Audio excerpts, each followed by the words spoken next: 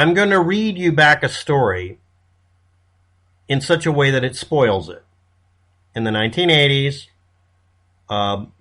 a person who was a teacher of some subject and another person who was an academic in another subject had access to a building and had access to a type of computer called a microcomputer. And they both had access to the computer that was left on continually because it was more convenient or for whatever reason. And if you're not aware of what a microcomputer is in the actual definition of the time, these were computers that had a conventional keyboard, a TV set for a screen in most cases, and either used a tape, cassette, player, and recorder, or a floppy disk. The floppy disk could be one of those big black ones that was literally floppy. That could have a capacity of anywhere from a couple of 100,000 bytes all the way up to 1.2 million bytes maximum. Technically 2 million bytes if you actually knew what you were doing with it.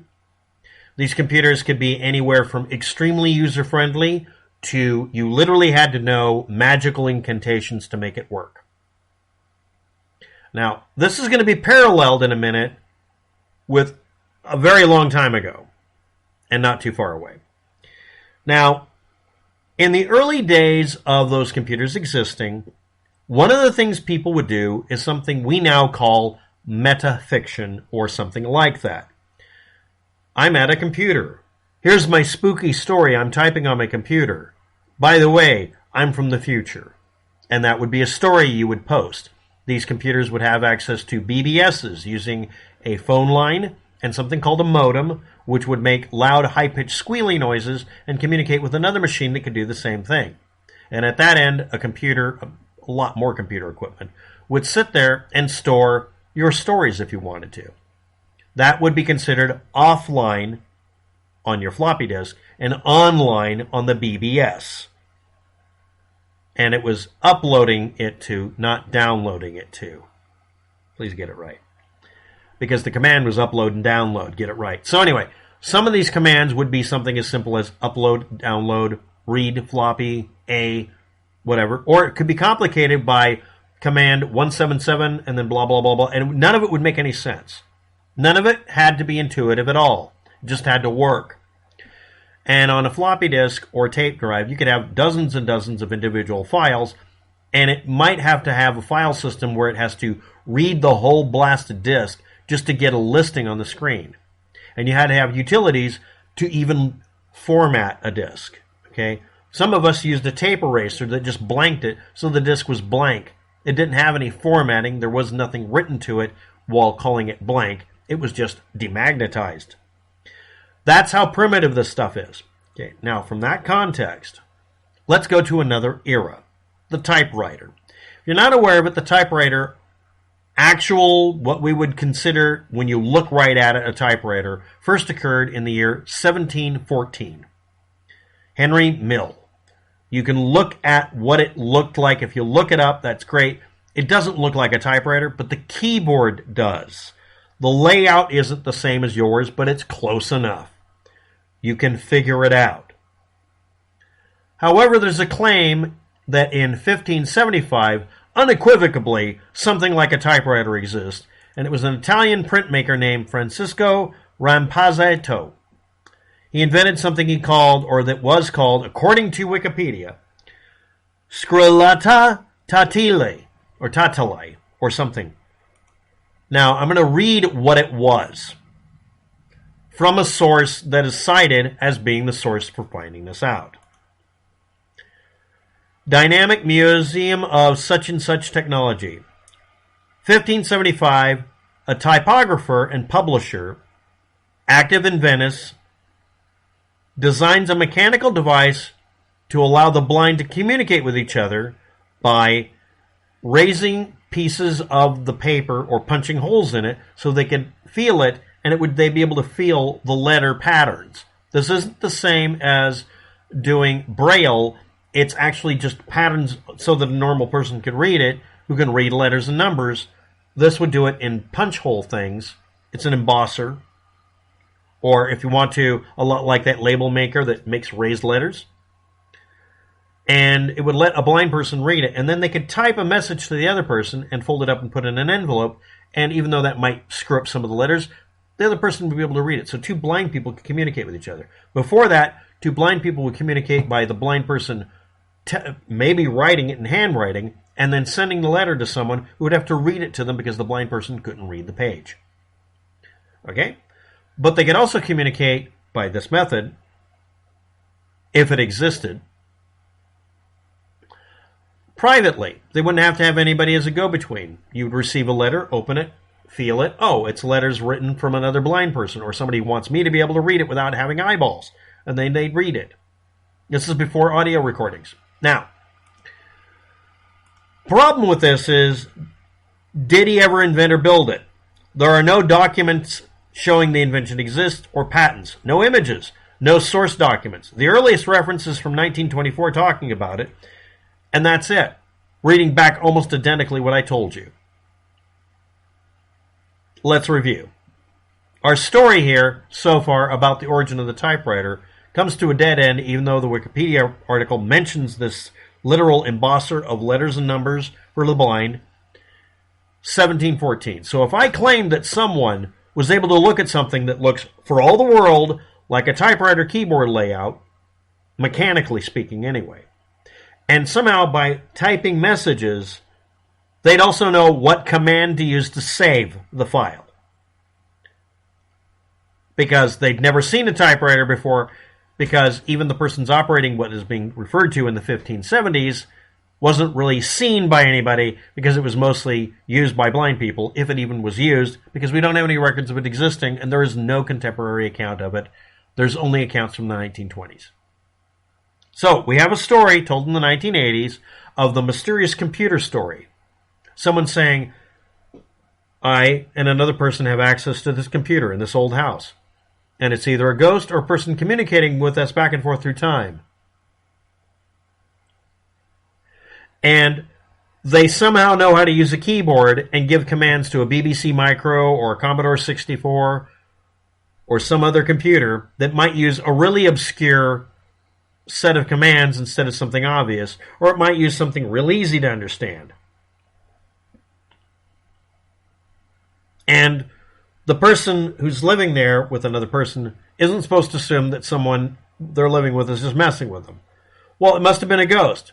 But the claim is this was communication with a person who was alive in the 1500s talking to somebody who was alive in the 1980s. They were having a conversation.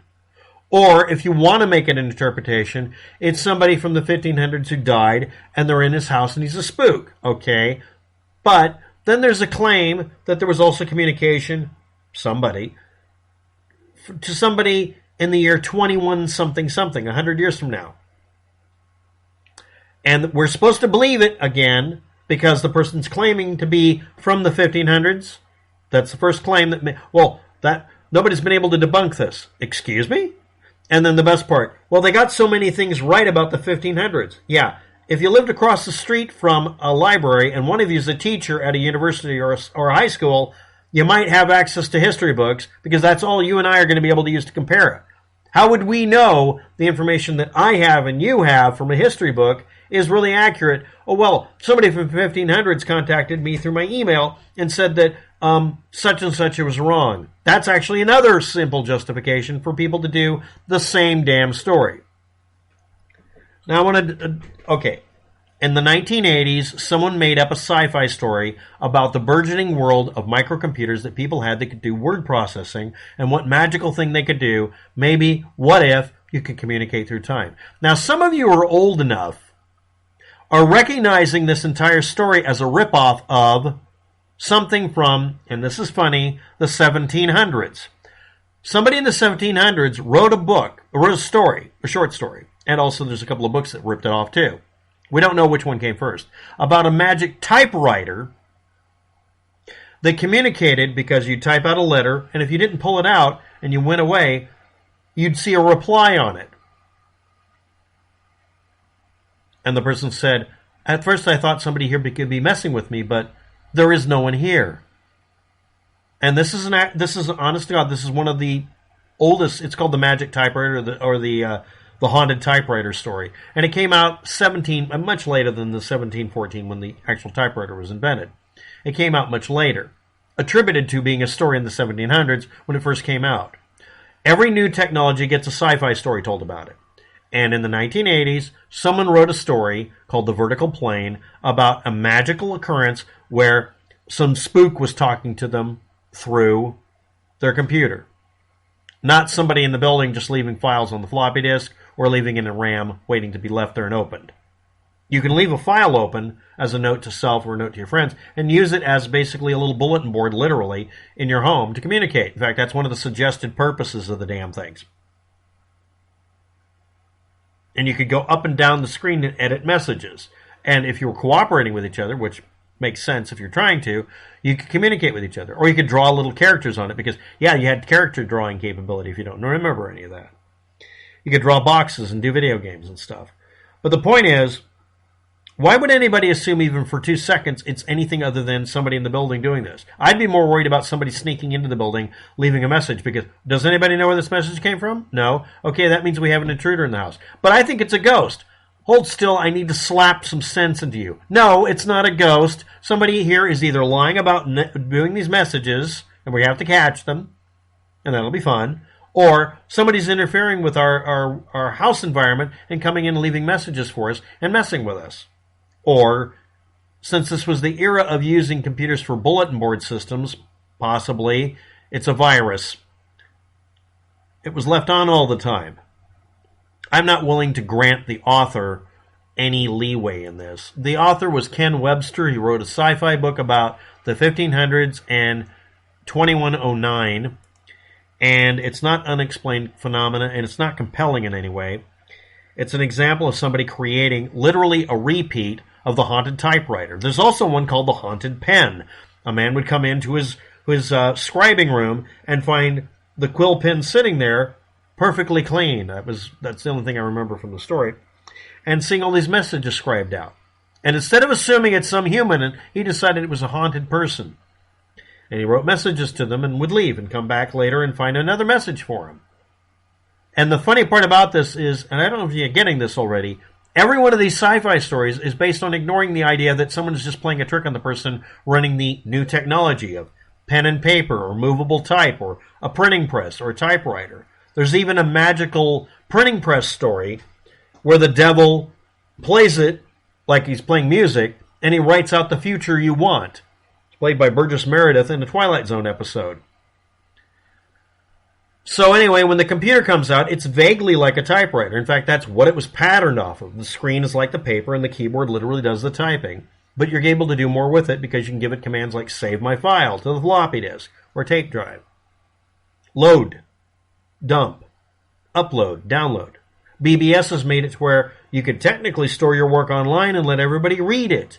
Some people actually became famous doing this. Part of how the internet works is someone growing up with that and creating the internet to make that expand to something impossible to tear down. The internet. No, it wasn't. It's not Al Gore. The point I'm making here is this is a repeat of every time a new technology comes out. There's the haunted cell phone story. There's the haunted anything. Haunted cars. The car's driving itself. Or it says it's a horse and buggy. Or when I get in the car, I walk out that door over there on the passenger side. I'm back in horse and buggy days. It's a time machine. And now I get to the last point. Typewriters and computers are often referred to as the poor man's time machine. Typewriters let you make a record to where someone in the future could experience your time as a time machine. They're called books. And last and absolutely not least, one of the earliest sci-fi stories about this was a book writing itself while you read it. This was also reproduced later on in the Never-Ending Story movie. Thanks for watching. Have a good day. Good luck with that. No, this is not a real story of time travel or communication or a ghost. It's a sci-fi story that's ripped off from, I think, the year 800 AD. But it's probably older than that. The first printed books. Good day.